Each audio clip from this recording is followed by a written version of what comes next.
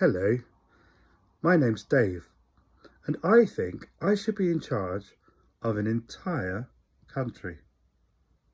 No, I don't really. I'm not a monster, I promise.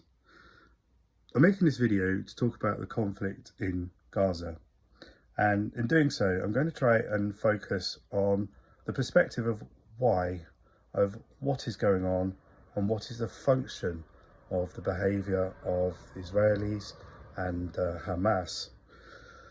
I'm doing this because I've recently been thinking about the relationship between politicians, politics, the individual, and the psychology behind that, because I've written a storybook all about a heist on the British government by a nefarious backroom person, not unlike Dominic Cummings. The reason for the book is because I've been befuddled, I suppose, since about 2016 on the politics and the rise of Brexit and Trump, and I found it really difficult to understand. And I found that writing about something and being creative in terms of how you think about something has enabled me to see things differently and to broaden my horizons. So I'm going to try and attribute that type of thinking that I've come to conclude upon with a book which is called Habits of the Ever Living, which is available in all excellent Jeff Bezos emporiums. There's a link at the bottom of this video to that. First thing I want to look at is Mr. Netanyahu and a little bit of context of this chap. So prior to the conflict, there are two things that I'm aware of. There's obviously a lot more to the guy. He was struggling to maintain power. He's somebody who's been in and amongst leadership of the State of Israel for the last 20 years, either as Prime Minister or leading the opposition. And the last elections are a bit of a mess. And he was scrabbling around to make a coalition. And he ended up bringing in some questionable characters of the extreme right wing, Zionist groups, nut jobs to lots of people's mind. And his position of power was pretty insecure at the point of the invasion. The other thing we do know about Mr. Netanyahu is that it is pretty likely, inevitable, that he did make in his mind the thought that he should be in charge of an entire country.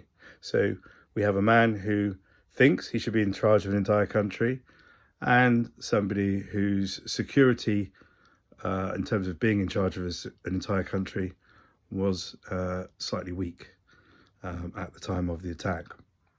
Now, I'm not going to go into conspiracy theories around letting the attack happen, etc., because I don't believe them. There's no basis for it. In fact, after the attack, there was quite a lot of criticism thrown his way in terms of, well, how could you let this happen? How could security be so weak? How could intelligence be so weak, etc.?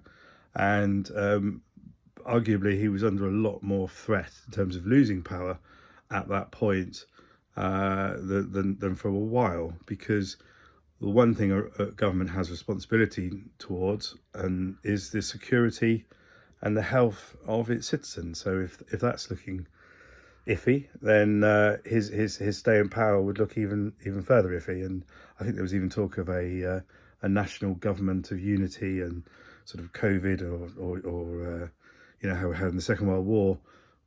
So I don't really follow up with those or go along with those conspiracy theories.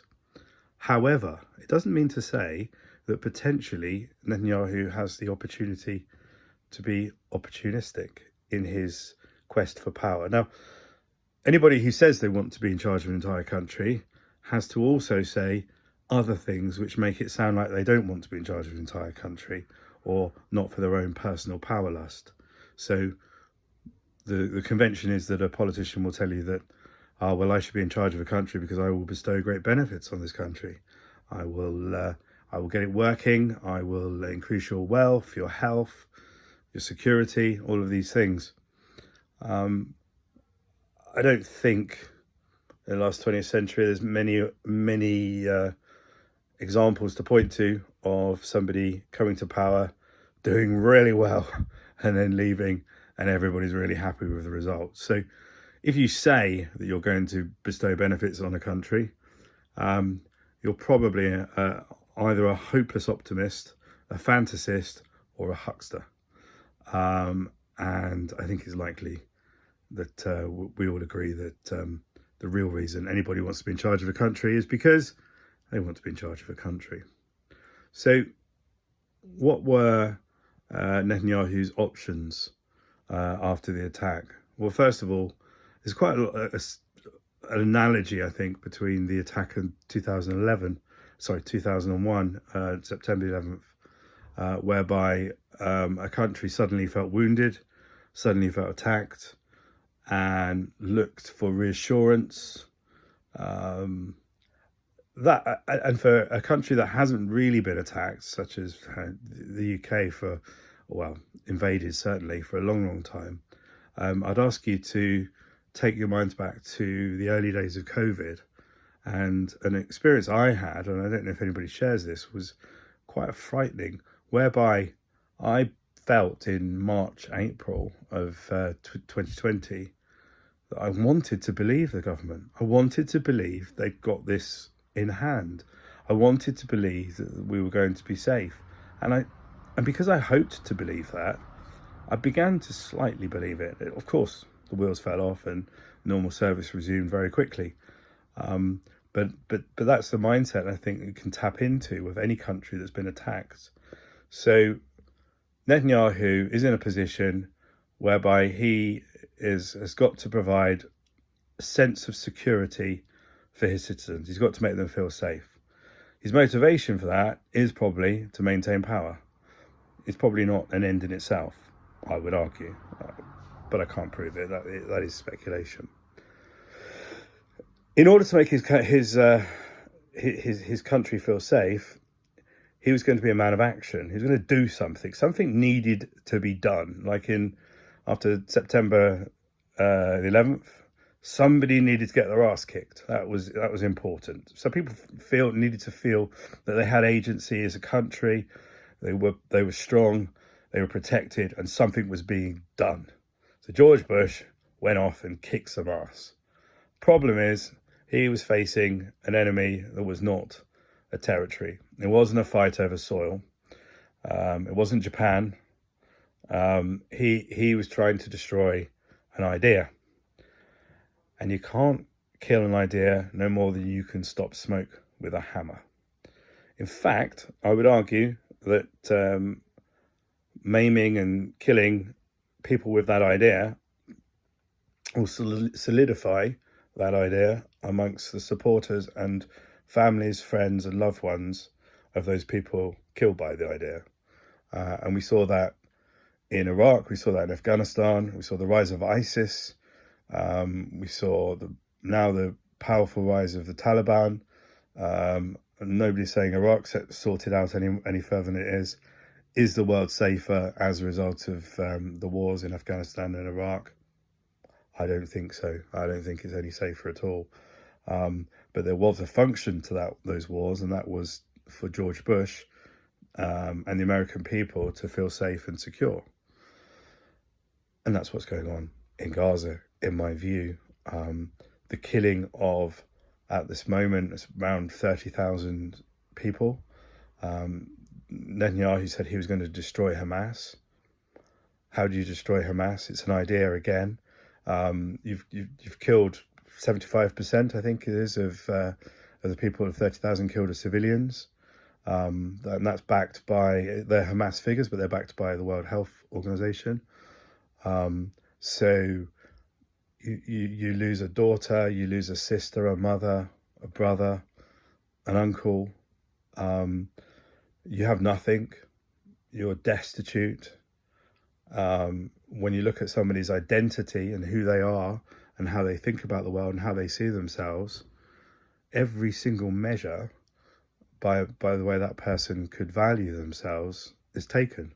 If you're a relative or a loved one of somebody who's been killed by the Israeli Defense Force, that's going to leave somebody very open to taking on and adopting extremist views, adopting hate and hatred of Israel.